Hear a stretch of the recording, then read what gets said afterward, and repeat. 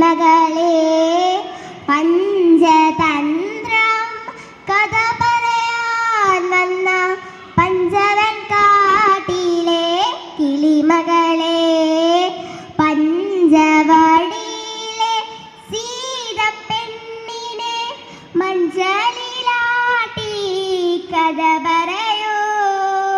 കഥ പറയാൻ വന്ന കിളിമകൾ സീതതൻ നാഥന്റെ നാമം ജപിച്ചു നിന്നു. ജപസ്വരം കേട്ടപ്പോൾ കൽശിലായോരോന്നായി ശാപമോക്ഷത്തിൻ കഥ പറഞ്ഞു. പഞ്ചതന്ത്രം കഥ പറയാൻ വന്ന പഞ്ചവൻ കാട്ടിലെ കിളിമകളെ. നന്ദി, നമസ്കാരം.